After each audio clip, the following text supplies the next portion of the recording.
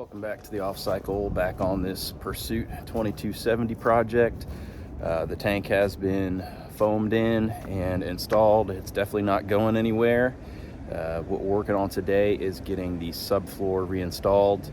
If you watched my last video, you know I decided not to glass the subfloor back in. I'm just tired of doing glass work, and I really would prefer to have it removable anyway should I need to get back down in there for any reason, or in the future somebody else needs to get back down in there.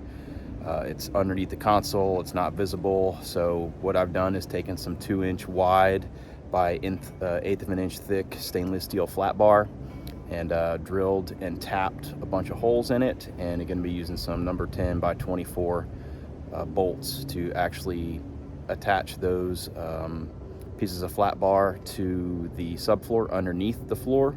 It's going to go through the floor and thread into the flat bar underneath, and that's going to leave me a lip to install the subfloor on, and the subfloor itself will get screwed in as well. So we'll jump up in the boat and show you what I got. So this is what I've got so far. I've got a couple little things I need to do. These bars in here, you can see this is the stainless bar. It's 2 inches wide, and these are the holes for the screws. I just have two bolts in each one just temporarily, because I need to go ahead and kind of mark my holes for my subfloor as well, where those go. So I probably should have just drilled through the subfloor and used the marks that came through on the stainless to drill, but I didn't think that far ahead. So I may just use some make a quick couple locating pins for those threaded holes. It won't be that difficult to get everything lined up. But this is what I've got so far, and then the subfloor will just be able to sit right down in there, just like that, and then it will have bolts in it as well. These bolts here will have a big fender washer. Most of the stress is going to be on the actual floor itself. That's what we'll be trying to rip out and pull through. So I did a good amount of holes, I think every 6 inches or so, like that. Plus it'll have these wider screw heads, plus have a fender washer, and on the floor side, same exact bolt slash screw with a little bit smaller washer on that side. So that's what I'm working on right now, is getting the holes drilled in this to match up with the threaded underneath. And then in this corner, you see I have a big gap. That's because of this big clump of glass right here pushing it down. So I'm gonna be reaching up under here with the flat disc and just grinding that flat so this piece of flat bar can tuck up. And then I do need to trim a little bit off of this. I didn't get my overhang correct, so I'm just gonna have to trim a little bit off the end of this piece right here. But once that is done, the subfloor will be installed, and I can start the process of getting the whole console and floor section slid back and reinstalled. I did spend a good portion of the day scraping all the white silicone out from this joint and on the console itself. That was quite a job, going through and scraping all that silicone. I'm glad somebody used silicone and not like 4200 or something like that. Made it quite a bit easier, and I will be using marine silicone going back in as well, as opposed to 4200, because that would be just a bear. I do need to hook up drain line to the live well here. I think one of the hardest things is going to be getting this inlet and drain line hooked up and everything installed when I put this console back in, because there's really not a lot of room to work, and this thing's heavy and awkward, and that's gonna be a nightmare. So I'm not looking forward to that, but I am looking forward to getting this thing slid back and back in place and having this thing look a little bit more like a boat finally.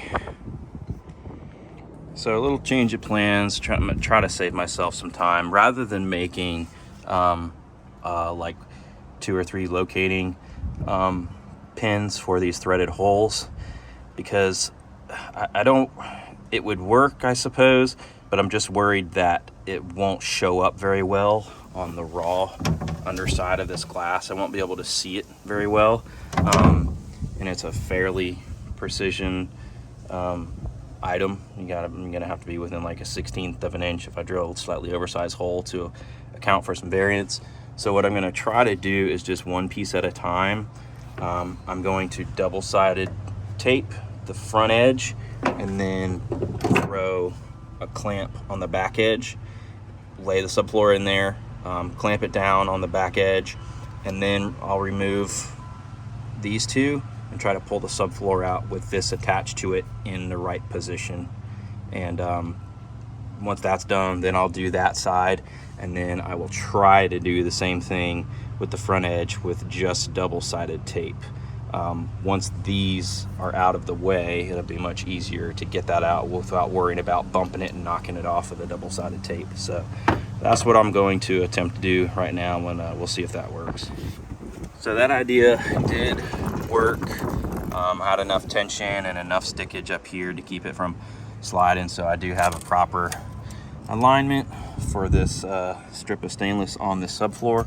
So I'll go ahead and flip it around and go through the tapped holes and drill my holes, and then from the front side I can go ahead and oversize them. Then I can go ahead and take this off and then drill through and slightly oversize the holes. Now they're located correctly.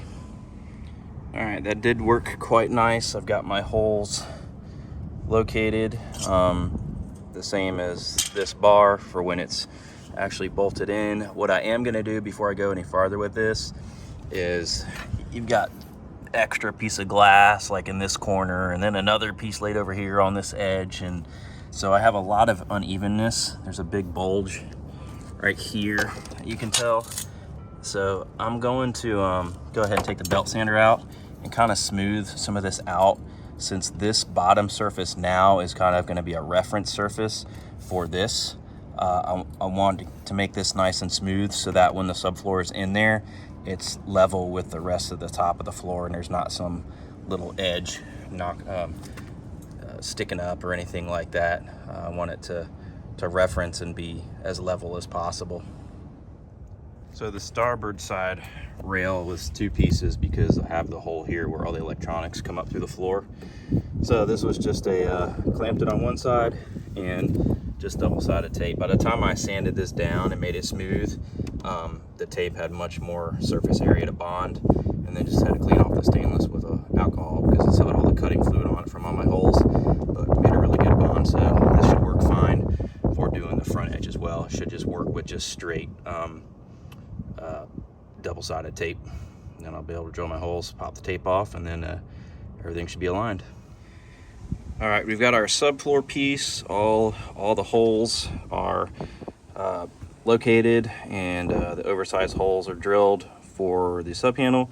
I've got all my rails installed and my stainless steel bolts and fender washers to kind of disperse the load. But I think this is going to be more than sufficiently strong to hold this subfloor and to mount the batteries. Really, that's all the weight that it's really holding is the batteries. And like I said, from the factory is pretty thin. There wasn't even any core or anything in the subfloor. It's just straight glass. I thought about glassing in something on the subfloor piece going across just to give it that extra support. But the thing is, there's already a slight bow right here. This stainless kind of conforms to it. There's a slight bow, so if I had a perfectly flat subfloor, then it really wouldn't line up. So I'm just going to leave that natural kind of curve in there that it had, and it should work fine. So I'm going to go ahead and get my fill hose and my vent hose trimmed and get those put on there, and hose clamped off. Unravel these, pull these across the tank, make sure my ground is still accessible, and go ahead and get this sub panel installed. All right, we are done for the day. We're about to get stormed on. I think it's coming from all directions, but I've got this finished up just in time. I did run short 1, 2, 3, 4. I'm short 4 1/4-inch number 10 by 24 screws and 2 small washers. Other than that, the subfloor is back in. The vent line and the fill hose is hooked to the tank, and all the electronics, all the wiring from the port side of the boat that needed to run across the tank is run across, and it's coming out the the port and the floor where all the wiring is supposed to come from. So let me flip around and show you the finished product. So this is the finished product. All these holes here are the holes for the battery trays that the batteries were sitting in. So those will get filled back up. The battery trays will go back into those. And this is pretty much what it looks like.